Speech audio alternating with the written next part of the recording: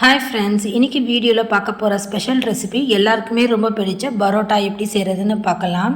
ரொம்பவே சூப்பராக ஒரு 10 நிமிஷத்தில் நம்ம ரொம்ப சட்டுன்னு செஞ்சிடலாம். மாவு நம்ம அடித்து பிசைய தேவையில்லை. இந்த பரோட்டாக்கு நம்ம முட்டையும் சேர்க்க தேவையில்லை. ரொம்ப குயிக்காக 10 நிமிஷத்தில் செஞ்சிடலாம். அதே போல் இந்த பரோட்டாக்கு ஏற்ற மாதிரி ஒரு சால்னாவும் நம்ம செய்ய போகிறோம். வாங்க வீடியோக்குள்ளே போய் எப்படி செய்கிறதுன்னு பார்க்கலாம். அதுக்கு ஒரு பெரிய பாத்திரம் எடுத்துக்கோங்க. நான் 2 கப் அளவுக்கு மைதா சேர்த்துருக்கேன். இந்த 2 கப்போட அளவு பார்த்தீங்கன்னா ஒரு 1/2 கிலோ அளவுக்கு மைதா சேர்த்துருக்கேன். இது கூட ஒரு ஸ்பூன் உப்பு, ஒரு 2 ஸ்பூன் அளவுக்கு சர்க்கரை சேர்த்துட்டு மாவில் எல்லா பக்கமும் படுற மாதிரி ஃபஸ்ட்டு நல்லா கலந்துக்கோங்க.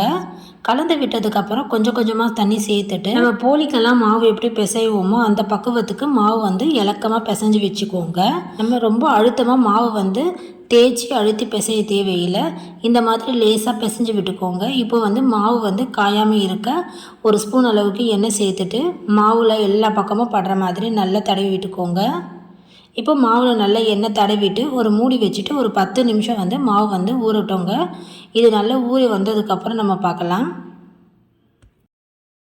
அடுத்ததாக ஒரு பவுலில் ஒரு 3 டீஸ்பூன் அளவுக்கு மைதா சேர்த்துருக்கேங்க. அது கூட ஒரு டீஸ்பூன் அளவுக்கு நம்ம சர்க்கரை சேர்த்துக்கலாம். கூட ஒரு 3 டேபிள் ஸ்பூன் அளவுக்கு எண்ணெய் சேர்த்துக்கோங்க. இப்போ இது நல்லா கரைச்சி விட்டுக்கலாம். நம்ம இது எதுக்கு பண்ணுறோன்னா நம்ம பரோட்டாக்கு மாவு ரொம்ப அடித்து ரொம்ப அழுத்தி பிசையலை. இந்த மாதிரி செய்யும்போது நம்ம இதை தடவும் போது நமக்கு பரோட்டா நல்ல லேயராகவும் அதே சமயம் நல்ல சாஃப்டாக கிடைக்கும்.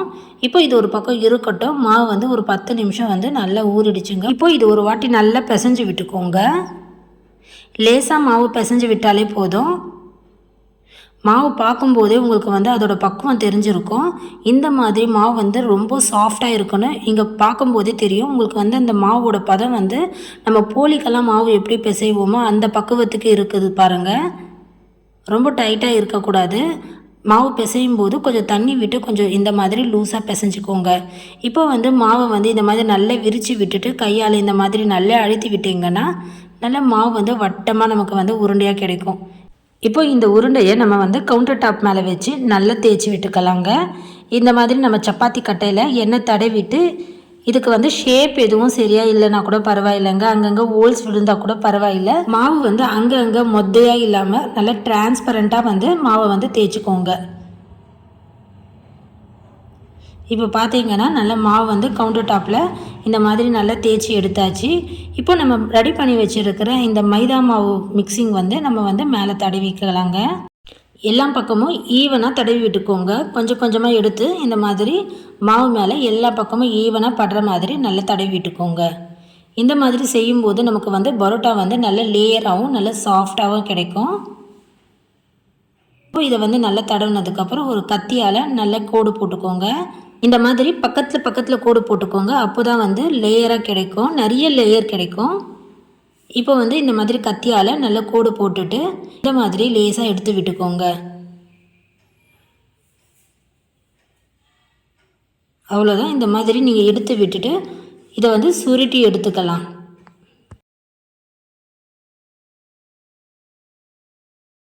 இப்போது நம்ம இந்த மாதிரி சுருட்டி எடுத்ததுக்கப்புறம் இதே போல் இருக்கிற மிச்ச மாவையும் இதே மாதிரி செஞ்சு வச்சுக்கோங்க.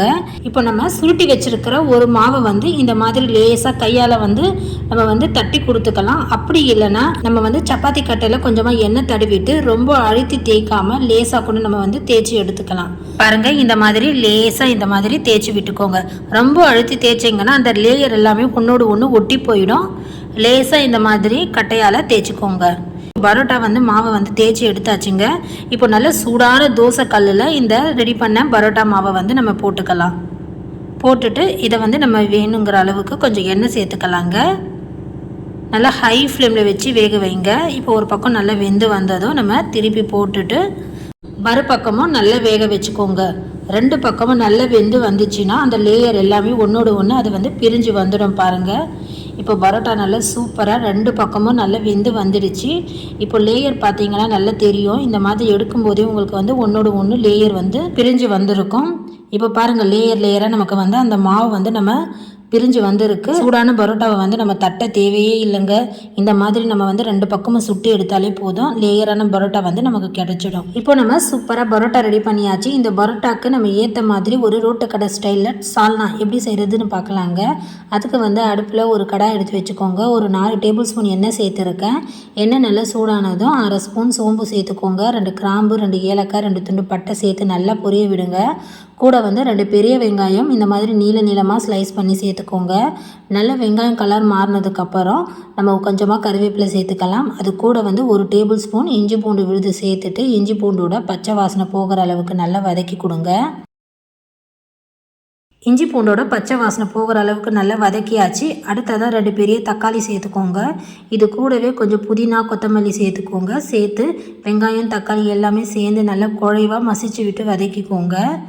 நமக்கு வந்து கண்டிப்பாக இந்த ரோட்டு கடை சால்னாவுக்கு கண்டிப்பாக நம்ம வந்து புதினா சேர்க்கணுங்க. அப்போ தான் நல்ல ஒரு ஃப்ளேவர்ஃபுல்லான நமக்கு வந்து சால்னா கிடைக்கும்.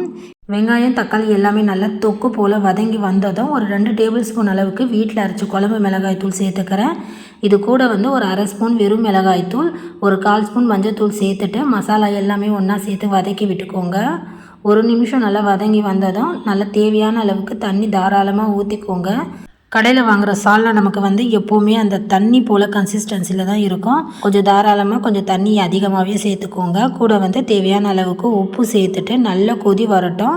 நல்லா கொதித்து வந்ததுக்கப்புறம் ஒரு சின்ன பவுலில் 2 ஸ்பூன் அளவுக்கு கடலை மாவு சேர்த்துட்டு அதில் கொஞ்சமாக தண்ணி சேர்த்து கட்டி இல்லாமல் நல்லா கரைச்சி வச்சுக்கோங்க. பாருங்கள், இந்த மாதிரி ஒரு 2 ஸ்பூன் கடலை மாவில் தண்ணி சேர்த்துட்டு கட்டி இல்லாமல் கரைச்சி வச்சுருக்கேன். இப்போ இந்த கொதிக்கிற தண்ணியில் சேர்த்துக்கோங்க. கடலை மாவு சேர்த்ததுக்கப்புறம் உடனே கலந்து விட்டுருங்க. இல்லைனா அங்கங்கே வந்து உருண்டையாக கட்டியாகிடும். நல்லா ஹை ஃப்ளேமில் வச்சு கொதிக்க வைங்க. இப்போது இந்த கடலை மாவோட பச்சை வாசனை போகிற அளவுக்கு நல்லா வேகட்டும். ஒரு தட்டு போட்டு மூடி வச்சு ஒரு 5 நிமிஷம் மீடியம் ஃப்ளேமில் வச்சு இப்போ வந்து வேக வைங்க. நல்லா கொதித்ததுக்கப்புறம் மீடியமுக்கு மாற்றிட்டு நம்ம வந்து மூடி வச்சு வேக வச்சுக்கலாம். இது வேகிறதுக்குள்ளே நம்ம வந்து தேங்காய் விழுது அரைச்சிக்கலாம். ஒரு அரை மூடி அளவுக்கு தேங்காவை துருவி சேர்த்துருக்க. இது கூட ஒரு 5-6 முந்திரி சேர்த்துக்கோங்க. 1 ஸ்பூன் அளவுக்கு கசகசா சேர்த்துட்டு தண்ணி சேர்த்து நல்லா நைஸாக அரைச்சிக்கோங்க. இப்போ பாருங்கள், நம்ம சால்னா வந்து ஒரு 5 நிமிஷம் அளவுக்கு கடலை மாவு சேர்த்ததுக்கப்புறம் வேக வச்சு எடுத்தாச்சு. இப்போ நம்ம அரைச்ச தேங்காய் விழுது சேர்த்துக்கலாம். சேர்த்துட்டு கலந்து விட்டு பாருங்கள். ரொம்ப திக்காக இருந்தால் மறுபடியும் கொஞ்சம் தண்ணி சேர்த்துக்கோங்க. இப்போ பாருங்கள், சால்னாவோட கன்சிஸ்டன்சி எனக்கு வந்து கரெக்டாக இருக்குது. ஃபஸ்ட்டு தண்ணி சேர்க்கும் போதே கொஞ்சம் தாராளமாக தண்ணி சேர்த்துக்கோங்க.